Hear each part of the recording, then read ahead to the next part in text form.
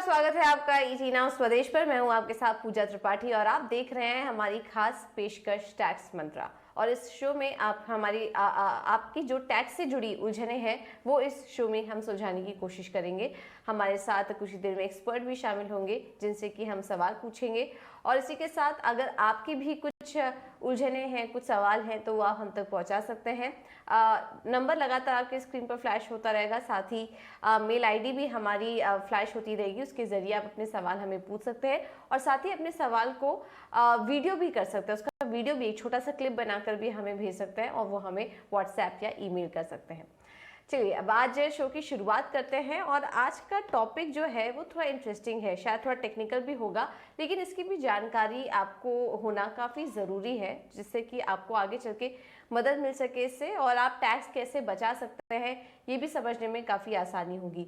आज का जो टॉपिक है वो है क्लबिंग ऑफ इनकम, यानी कि अपनी आमदनी को क्लब करना। और उसका सीधा सीधा मतलब अगर आसान भाषा में समझे तो यही है कि आमदनी को एक साथ जोड़ देना।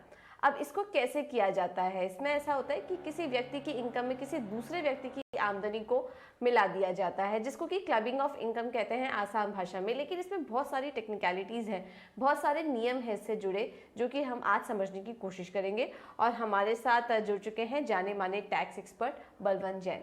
Balwant ji, thank you so much ET Now Swadesh को समय देने के लिए। बहुत बहुत स्वागत है आपका शो पर। तो आज का जो टॉपिक है उसी से जुड़ा अगर पहला सवाल हम आपको पूछे तो पहले तो ये जानना चाहते हैं कि ये कॉन्सेप्ट क्या है क्लबिंग ऑफ इनकम का, इनकम टैक्स अंडर के तहत, और ये क्यों लाया गया, इससे क्या फायदे होते हैं? देखिए पूजा, ऐसा है कि कई लोग अपनी जो असेट्स वगैरह ट्रांसफ़र कर देते हैं अपनी टैक्स लाइबिलिटी मिनिमाइज करने के लिए। तो ऐसे जो डिवाइस है उनको डिस्करेज करने के लिए इनकम टैक्स एक्ट में कुछ प्रोविजंस है, जिसके तहत इनकम जिस व्यक्ति को मिलती है वो उसके हाथ में टैक्सेबल नहीं होकर किसी दूसरे व्यक्ति के हाथ में टैक्सेबल बनती है। और इसी जो क्लबिंग को, जो एक की बजाय दूसरे के हाथ में जो इनकम टैक्स होती है, उसे ही इनकम टैक्स में क्लबिंग ऑफ इनकम कहते हैं। ओके, तो ये तो है क्लबिंग ऑफ इनकम का सीधा सीधा मतलब। लेकिन अब इससे जुड़े काफ़ी सारे नियम हैं, काफ़ी सारे प्रोविजन हैं, जिसको कि एक एक करके हम आपसे समझने की कोशिश करेंगे। पहले तो ये है कि अगर एचयूएफ के संदर्भ में बात करें तो ये नियम कैसे लागू होते हैं। यानी कि मान लें कि अगर एचयूएफ में किसी मेंबर के द्वारा कोई गिफ्ट दिया जाता है, वहाँ से कुछ इनकम अराइज हो रही है, तो फिर वहाँ पर ये नियम क्या कहते हैं और कैसे लागू होंगे? देखिए पूजा, ऐसा है कि इनकम टैक्स एक्ट में प्रोविजन है कि अगर आपको पूरे साल में कुल मिला के 50,000 रुपये तक अगर कोई गिफ्ट मिलती है तो वो पूरी तरह से आपके हाथ में टैक्स फ्री है। परंतु एक बार अगर ये थ्रेशोल्ड जो 50,000 का क्रॉस हो गया तो जो पूरी की पूरी जो गिफ्ट है वो आपकी इनकम गिनी जाती है। पर इसके कुछ अपवाद है, जिसमें आपके जो कुछ स्पेसिफाइड रिलेटिव्स हैं उनसे अगर आपको कोई गिफ्ट मिलती है तो बिना किसी लिमिट के वो एग्जेम्प्ट होती है। तो एचयूएफ के संदर्भ में एचयूएफ के जो मेंबर है वो स्पेसिफाइड रिलेटिव माने जाते हैं। मतलब अगर एचयूएफ का कोई मेंबर अपनी कोई भी असेट एचयूएफ को गिफ्ट करता है, ट्रांसफर करता है, तो और जब ट्रांसफर के समय एचयूएफ की कोई टैक्स लाइबिलिटी नहीं बनेगी। परंतु क्लबिंग प्रोविजन एक्शन में आ जाते हैं। मतलब आपने जो असेट ट्रांसफर किया है उससे जो भी इनकम एचयूएफ को होगी, वो इनकम जो व्यक्ति असेट ट्रांसफर करता है उसके हाथ में टैक्सेबल होगी। इनकम भले एचयूएफ के हाथ में रहेगी पर उसकी टैक्स लाइबिलिटी जिसने ट्रांसफर की है उसके हाथ में रहेगी। और यह क्लबिंग प्रोविजन जब तक एचयूएफ का पूरा पार्टीशन नहीं होता है तब तक एप्लीकेबल होगा। और एचयूएफ का पार्टीशन होने के बाद में भी उस असेट का जो हिस्सा आपके स्पाउस के हाथ में आता है, वो भी पार्टीशन के बाद में भी आपके स्पाउस को जो पार्टीशन के बाद हिस्सा मिलता है उस पर जो इनकम होगी वो भी आपकी इनकम में टैक्स क्लब होगी, आपके हाथों में टैक्स होगी। ओके, तो इस तरीके से एचयूएफ में जो इनकम होती है वो इस तरह से क्लब की जाती है। वैसे एचयूएफ तो जाना ही जाता है कि उसमें इनकम पूरे परिवार की क्लब होकर निकल कर आती है, लेकिन और भी काफ़ी सारे ऐसे केसेस हैं, ऐसे हम आगे पढ़ेंगे, ऐसे नियम हैं जहां पर कि ये नियम लागू होते हैं। बलवंत जी, अगर स्पाउस को या फिर डॉटर इन लॉ को, घर की बहू को अगर कोई इनकम मिलती है तो वो फिर कैसे क्लब होती है और किस तरह के नियम वहां पर लागू होते हैं? देखिए पूजा, ऐसा है, कई लोग अपनी जो टैक्स लाइबिलिटी को रिड्यूस करने के लिए अपनी कुछ असेट अपने स्पाउस को या अपनी डॉटर इन लॉ को ट्रांसफर कर देते थे। तो उस लूपहोल को प्लग करने के लिए इनकम टैक्स एक्ट में प्रोविजन लाया है कि अगर आप कोई भी गिफ्ट अपने स्पाउस को देते हैं या अपने डॉटर इन लॉ को देते हैं तो उससे जो भी इनकम होगी वो उनके हाथ में टैक्सेबल नहीं होगी, वो इनकम आपके हाथ में टैक्सेबल होगी। और यह जब तक रिलेशनशिप सबसिस्ट रहेगा तब तक यह क्लबिंग का प्रोविजन रहेगा। एक बात और बताना चाहूंगा पूजा कि यह जो स्पाउस है और वो डॉटर इन लॉ की जो रिलेशनशिप है वो शादी के बाद बनती है, मतलब एंगेजमेंट के बाद में, और शादी के पहले वो आपका स्पाउस और आपकी डॉटर इन लॉ नहीं होती है। तो अगर उस दौरान अगर कोई भी गिफ्ट दी गई है तो उस पर क्लबिंग प्रोविजन लागू नहीं होंगे। पर मेरा व्यूअर को सुझाव होगा कि आप सिर्फ टैक्स बचाने के लिए शादी के पहले ऐसा गिफ्ट देने का कोई भी रिस्क नहीं ले। क्योंकि अमूमन ऐसा देखा गया है कि इस तरीके का ट्रांजैक्शन कर लेते हैं और उसके बाद उसको एक्सप्लेन करना काफ़ी डिफिकल्ट हो जाता है, तो ये एक सुझाव भी आपके लिए।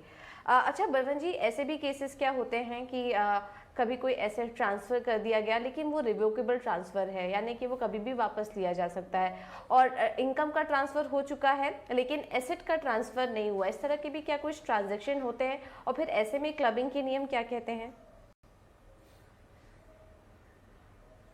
देखिए, आपका प्रश्न दो भाग में है। पहले भाग में मैं उत्तर देना चाहूंगा, कई बार व्यक्ति अपनी इनकम ट्रांसफर कर देता है, मतलब कोई भी असेट से जो इनकम आनी है वो पर्टिकुलर आदमी को मिलेगी, परंतु वो असेट ट्रांसफर नहीं करता है। तो बिना असेट ट्रांसफर किए अगर कोई इनकम ट्रांसफर की जाती है तो सेक्शन 60 के हिसाब से क्लब होगी। इसके अलावा कई केसेज में क्या होता है कि आप ट्रांसफर करते हैं, वो रिवोकेबल ट्रांसफर होता है, मतलब आपने कोई असेट ट्रांसफर करी पर आप अपना उसको ट्रांसफर को रिवर्स करने का राइट अगर अपने पास में रखते हैं तो ऐसे केसेज में भी जो इनकम होती है वो जो ट्रांसफर करता है, असेट ट्रांसफर करता है, उसके हाथ में टैक्सेबल होगी। परंतु अगर यह ट्रांसफर जिसको बेनिफिशियरी जिसको ट्रांसफर किया है उसके लाइफ टाइम में अगर रेवोकेबल नहीं है तो यह क्लबिंग प्रोविजन लागू नहीं होगा। और इसी तरह अगर आप कोई असेट ट्रस्ट को ट्रांसफर करते हैं किसी के बेनिफिट के लिए और वो बेनिफिशियरी के लाइफ टाइम में अगर रिवोकेबल नहीं है, उसके बाद में अगर रिवोकेशन का राइट आप रखते हैं तो भी उस केसेज में भी यह क्लबिंग प्रोविजन लागू नहीं होंगे। ऑलराइट, तो ये हैं कुछ क्लबिंग के नियम, जिसमें कि ट्रांसफर ऑफ एसेट कैसे किए जाते हैं, इनकम का ट्रांसफर कब होता है और कहाँ पर वो नियम लागू होते हैं, ये भी हमने आपको बताया। बलवंत जी, क्या ऐसा भी होता है कि इनकम पहले से ही क्लब की गई हो, उस पर वापस से ये क्लबिंग अप्लाई हो, अगर कोई इनकम वहाँ पर रिसीव हुई तो वापस से क्या कुछ क्लबिंग के नियम अप्लाई होंगे? क्या ऐसा भी कुछ केसेस देखा गया है? देखिए पूजा, ऐसा है कि जो क्लबिंग के प्रोविजंस जो है वो जो ओरिजिनल इनकम मिलती है उस असेट की उस पे ही लागू होंगे, परंतु जो इनकम एक बार क्लब हो गई है और वो इनकम को अगर वो बेनिफिशियरी और कहीं जगह निवेश करता है और उससे जो इनकम होती है तो उस पर क्लबिंग का प्रोविजन नहीं लागू होगा। मतलब जो इनकम ऑन इनकम है वो वहां पे क्लबिंग प्रोविजन नहीं है, जो असेट से डायरेक्टली जो इनकम आती है वहां पे ही क्लबिंग प्रोविजन लागू होगा। और ये क्लबिंग प्रोविजन में पूजा बताना चाहूंगा कि आप असेट डायरेक्टली ट्रांसफर किया है या इनडायरेक्टली भी ट्रांसफर किया है तो भी लागू होगा। ओके, ठीक है, तो ये तो बात हुई कुछ नियम की। अब हम कुछ ऐसे इनकम की भी बात करते हैं जो कि पैसिव इनकम है, यानी कि इसमें ट्रांसफर ऑफ एसेट का कोई लेना देना नहीं है। इस तरह की भी कुछ इनकम यहाँ पर होती है। एग्जाम्पल के तौर पर माइनर चिल्ड्रन को अगर कोई इनकम हो रही हो, तो बलवंत जी माइनर चिल्ड्रन के जरिए अगर कोई इनकम अराइज हो रही है, जो कि हम अक्सर देखते हैं, छोटे छोटे बच्चे भी बड़े कम उम्र में या फिर 18 साल के पहले उनका कुछ कमाई का जरिया आ जाता है। और आजकल तो हम छोटे एंटरप्रेन्योर्स भी देख रहे हैं जो कि काफ़ी शुरुआती एज से कमाने की यहाँ पर उनकी एक इनकम यहाँ पर क्रिएट हो जाती है। तो ऐसे में ये क्लबिंग ऑफ इनकम के नियम कैसे लागू होंगे इस तरह की आय पर? देखिए पूजा, जो माइनर के जो क्लबिंग प्रोविजन है वो सिर्फ माइनर की जो पैसिव इनकम आती है, जैसे कोई इन्वेस्टमेंट किया है, कोई प्रॉपर्टी है, उस पर रेंट आ रहा है, मतलब जिस पे माइनर को कुछ करना नहीं पड़ता, उस पर लागू होता है। परंतु अगर माइनर अपनी स्किल से, अपनी एबिलिटी से, या जैसे आपने बताया कि माइनर एंटरप्रेन्योर भी हो गए हैं, उससे जो इनकम होती है उस पर क्लबिंग प्रोविजन लागू नहीं होगा। इसके अलावा जो भी बच्चा हैंडीकैप्ड है, जो सेक्शन 80U की डिसेबिलिटी में कवर होता है, उसकी एक्टिव और पैसिव दोनों इनकम है वो क्लब नहीं होगी। ओके, तो क्या इस यहाँ पर ऐसा भी होता है कि माइनर के इनकम जो है, जो भी नियम उस पर अप्लाई हुए हैं, या ये क्या वो हमेशा के लिए रहती है, या फिर जैसे जैसे पेरेंट्स की इनकम लेवल में बदलाव होता है यहाँ पर भी कुछ बदलाव देखने को मिलते हैं? हाँ पूजा, यह एक बात मैं और ऐड करना चाहूँगा कि जब दो पेरेंट्स है, तो पहली बात तो कौन से पेरेंट्स की इनकम में वो माइनर की इनकम ऐड होगी। तो माइनर का जो पेरेंट्स की इनकम हायर है उसकी इनकम में ऐड होगी, और फिर वो लगातार उसी पेरेंट की इनकम में ऐड होती रहेगी, भले ही उस पेरेंट की इनकम दूसरे पेरेंट से कम हो जाए। परंतु इनकम टैक्स ऑफिसर है वो डायरेक्शन दे सकता है कि पर्टिकुलर पेरेंट की जगह दूसरे पेरेंट की इनकम में माइनर की इनकम को क्लब किया जाए।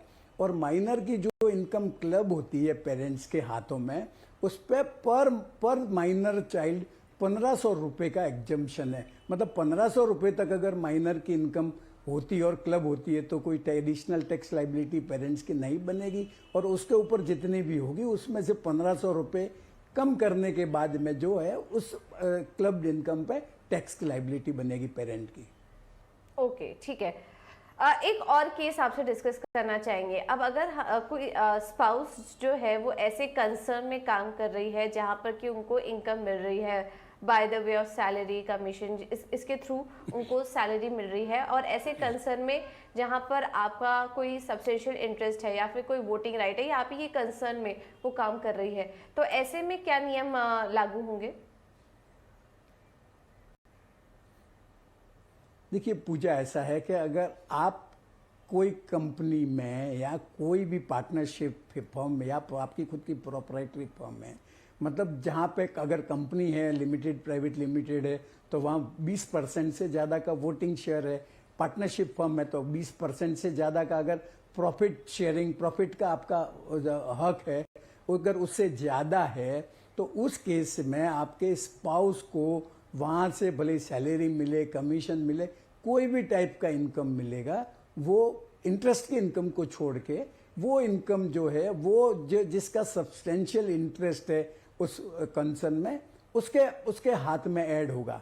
परंतु ये जो क्लबिंग प्रोविजन है वो अगर जो आपको जो पार्टनर, जो स्पाउस है, वो प्रोफेशनली या टेक्निकली क्वालिफाइड है, एक्सपीरियंस्ड है, तो यह क्लबिंग प्रोविजन नहीं लगेगा। तो जैसे फॉर एग्जांपल चार्टर्ड अकाउंटेंट्स की फर्म में अगर दोनों स्पाउस पार्टनर है, एक का हिस्सा 55% है, दूसरे का कम है, या कोई भी रेशियो हो, पर चूंकि दोनों प्रोफेशनली क्वालिफाइड है तो यहाँ पे क्लबिंग प्रोविजन नहीं लगेगा। ओके, ठीक है। तो ये नियम इस केस से रिलेटेड, तो हमने केस बाय केस ये जानने की कोशिश की, ये समझने की कोशिश की कि क्लबिंग ऑफ इनकम की जो नियम है वो कहाँ कहाँ और किस तरीके से लागू होंगे। लेकिन इससे जुड़े आपके कुछ सवाल हैं, और अगर हमने इस डिस्कशन के दौरान कुछ मिस कर दिया है तो आप हमें अपने सवाल के ज़रिए पूछ सकते हैं।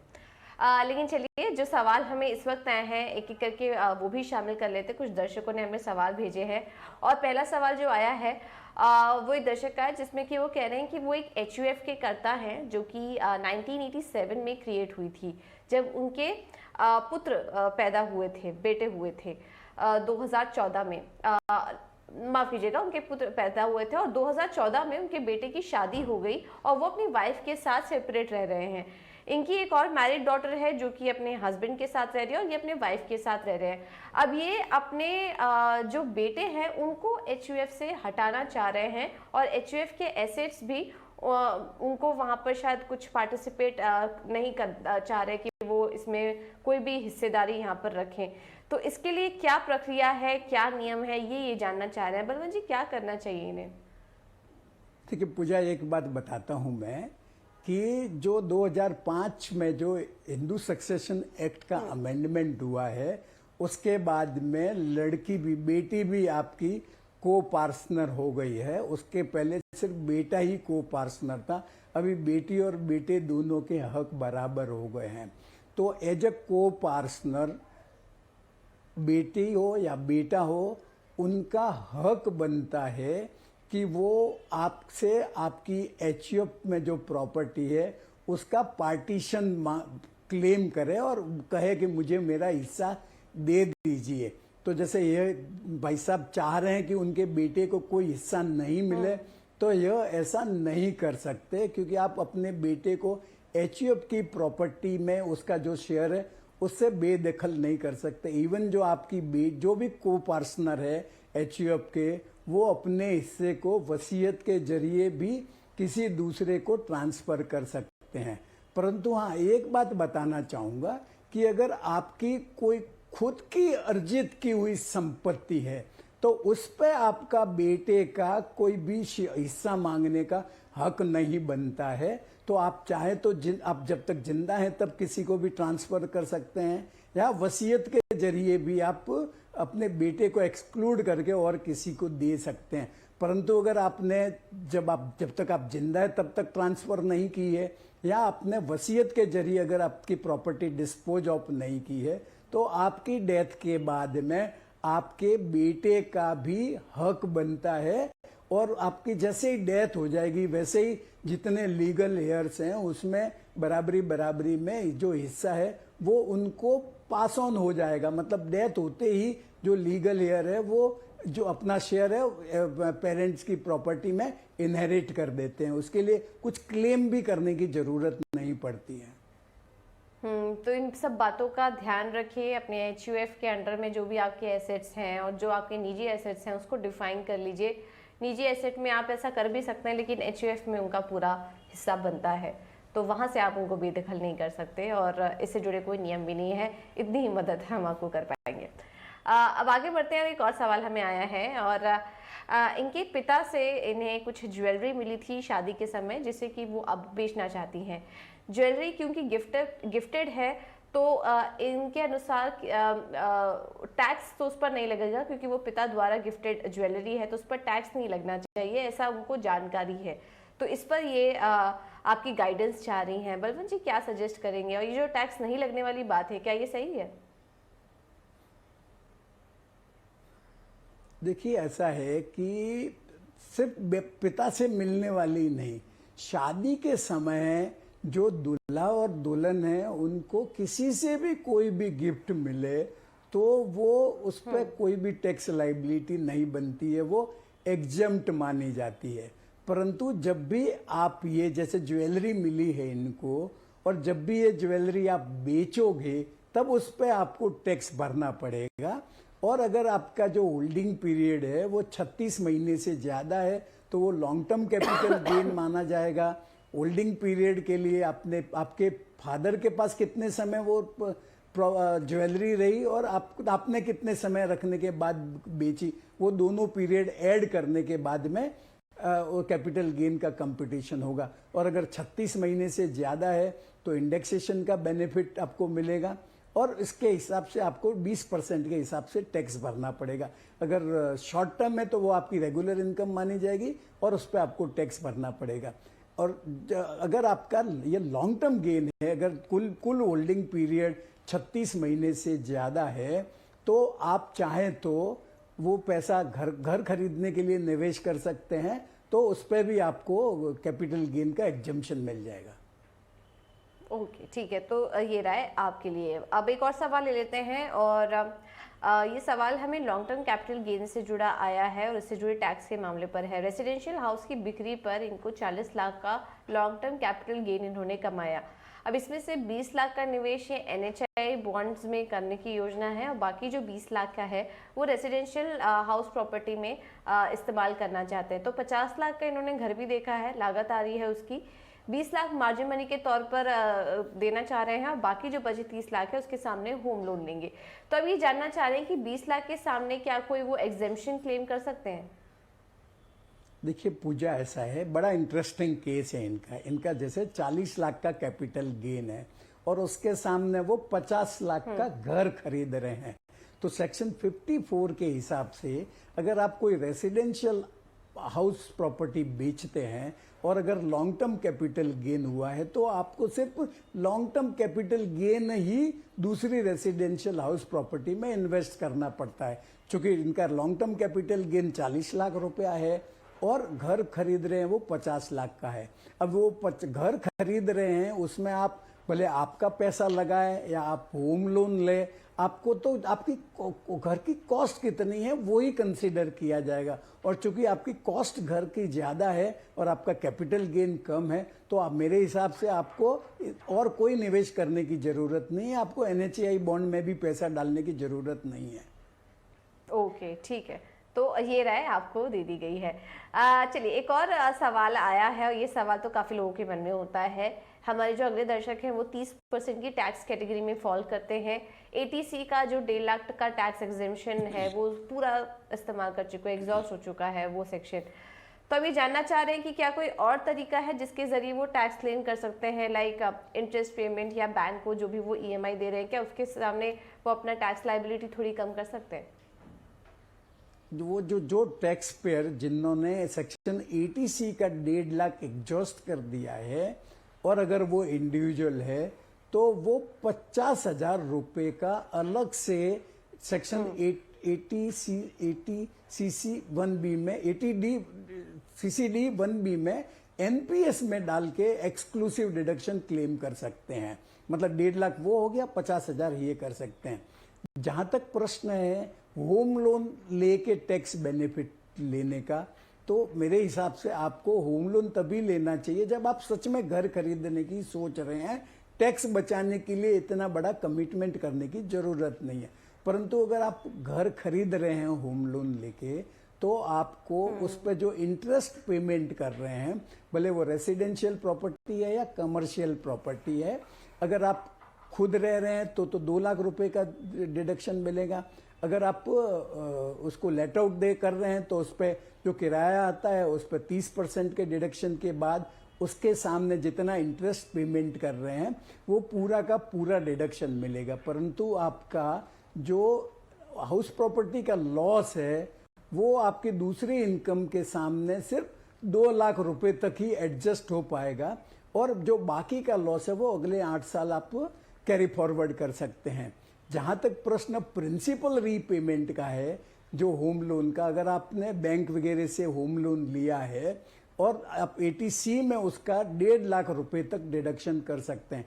पर एक बात बताना चाहूंगा कि ये जो ATC का डिडक्शन है वो सिर्फ रेसिडेंशियल हाउस के लिए ही अवेलेबल है, जबकि वो जो ब्याज का जो डिडक्शन है 24B का, भले वो रेसिडेंशियल हाउस हो या कमर्शियल हाउस हो, दोनों के लिए यूज कर सकते हैं। इवन आपको अपना घर का रिपेयर के लिए भी अगर पैसा बोरो करते हैं तो भी आप क्लेम कर सकते हैं। और इसके लिए जरूरी नहीं कि आप बैंक से ही पैसा लें, इवन आप अपने फ्रेंड और रिलेटिव से भी इंटरेस्ट बेयरिंग लोन देते हैं और उनको इंटरेस्ट का पेमेंट करते हैं, तो आप इंटरेस्ट का जो 24B का डिडक्शन है वो क्लेम कर सकते हैं। ऑल राइट, तो ये राय आपके लिए। चलिए, फिलहाल समय की थोड़ी कमी है, इतने ही सवालों को हम शामिल कर पाएंगे। बलवंत जी, बहुत बहुत धन्यवाद आपका कीमती समय हमें देने के लिए, और क्लबिंग ऑफ इनकम के नियमों को हमारे दर्शकों को आसान भाषा में समझाने के लिए बहुत बहुत धन्यवाद आपका। तो आज का जो टॉपिक था उसमें हमने एक चीज़ समझी कि कोई व्यक्ति अपनी आमदनी को गलत तरीके से दूसरे की आमदनी ना दिखा सके, इसके लिए इनकम टैक्स एक्ट में कुछ नए नियम भी बनाए गए हैं और इन्हें क्लबिंग ऑफ इनकम कहा जाता है। और ये किस तरीके से काम करता है ये अभी हमने आपको बताया कि ये नियम इसमें लागू होते हैं। इनका ध्यान रखिए क्योंकि अब आगे आपसे इस तरह की कोई गलती ना हो जाए, कोई इनकम आपको अलग तरीके से हो रही है, आपके स्पाउस के जरिए, माइनर के जरिए हो रही है, तो वो कैसे दिखाना है ये भी हमने आपको बताया, जिससे कि इनकम टैक्स स्क्रूटनी में आपका नाम ना आ सके और इससे आप बचे रहें। चलिए इसी नोट के साथ मुझे दीजिए इजाजत। नमस्कार।